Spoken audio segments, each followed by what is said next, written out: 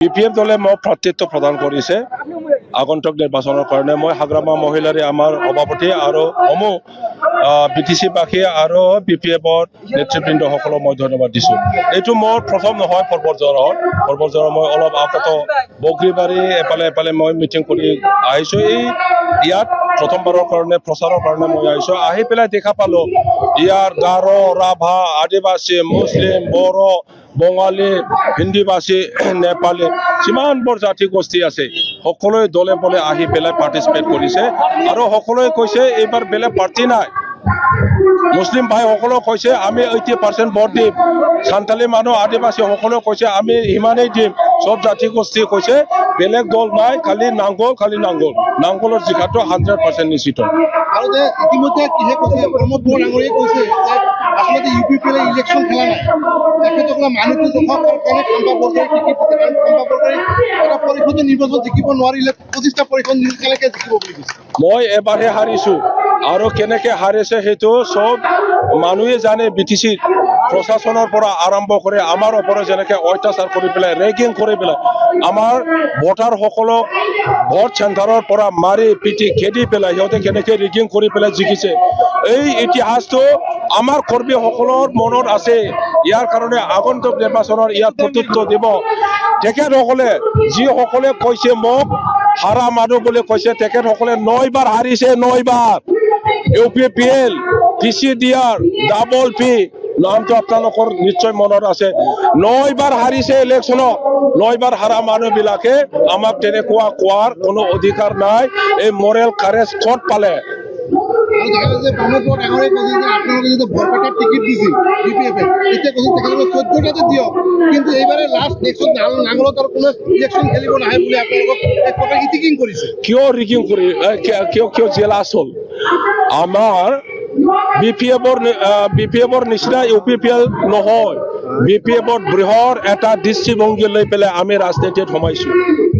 অসমবাসীৰ লগত আলোচনা কৰি পেলাই আগন্তুক আমাৰ দেশৰ ভৱিষ্যত কি হ'ব লাগে সেইটো চিন্তা কৰি পেলাইহে বৰপেটা আৰু শোণিতপুৰৰ এটা দৃষ্টিভংগী লৈ পেলাই আমি ৰাজনীতিত সোমাইছোঁ। অসমবাসীৰ লগত আলোচনা কৰি পেলাই আগন্তুক আমাৰ দেশৰ ভৱিষ্যত কি হ'ব, অসমবাসীৰ লগত আলোচনা কৰি পেলাই আগন্তুক আমাৰ দেশৰ ভৱিষ্যত কি হ'ব লাগে সেইটো চিন্তা কৰি পেলাইহে বৰপেটা আৰু শোণিতপুৰৰ কেণ্ডিডেটছক দিয়া হৈছে। গতিকে আগন্তুক দিনত আপোনালোকে দেখিব UPPLৰ নেতাসকলে উপলব্ধি কৰিব যে BPF দল কিমান বৃহৎ এটা উদ্দেশ্য লৈ পেলাই দল গঠন কৰিছে আৰু তেখেতসকলৰ দৃষ্টিভংগী কেনেকুৱা। আপোনালোকক ওদালগুৰি আৰু কোকৰাঝাৰ ৰাইজে যদি দুটা সমষ্টিতো আমি জিকিম। জিকাৰ পিছত আপুনি কাক সমৰ্থন কৰিব, NDA কৰিব না ইণ্ডিয়া? আমি এতিয়ালৈকে কৈ আছো আপোনালোকক যে আমি না BJP পাৰ্ট না কংগ্ৰেছৰ পাৰ্ট, আমি মাজত অকলে নিজাববীয়াকৈ ছিংগল হেণ্ডেডলি এই ইলেকশ্যনখন আমি যুঁজিছোঁ।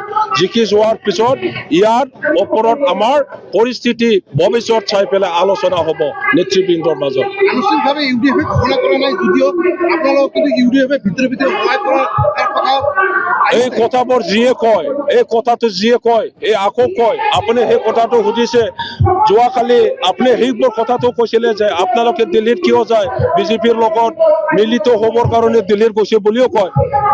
দুটা কিবা দুমুখীয়া কথা সোধে, দুমুখীয়া কথা কয় বহুত মিডিয়াৰ মানুহবিলাকে। দিল্লীত গ'লে BJPৰ চামিল হৈছে বুলি কয়, গুৱাহাটীত গ'লে কংগ্ৰেছৰ লগত চামিল হৈছে বুলি কয়। কোনোবা দলৰ নেতাসকলে কৰ্মীসকলে আমাৰ দলত জইন কৰিলে মিটিঙত আহিলে AIUDF হৈছে বুলি কয়। এইটো কি কথা? আমি চবৰ লগত আছো। আমি কংগ্ৰেছত ভাল পাওঁ, BJPত ভাল পাওঁ, AIUDF ভাল পাওঁ, আমি CPM, CPI, AGP, আম আদমি, আমাৰ ৰাইজৰ দল চবকে আমি ভাল পাওঁ। আমি আৰু ইয়াৰ কাৰণে এপিল কৰি আছো, অনুৰোধ কৰি আছো চবে BTCৰ ভৱিষ্যতৰ কাৰণে চবে BJP, AGP, কংগ্ৰেছ, AIUDF যিমান দল আছে BPFক সমৰ্থন কৰক। এইটো তেখেতৰ ব্যক্তিগত সিদ্ধান্তটো তেখেতে ৰাজনীতি অধিকাৰত সাব্যস্ত কৰিব বিচাৰিছে।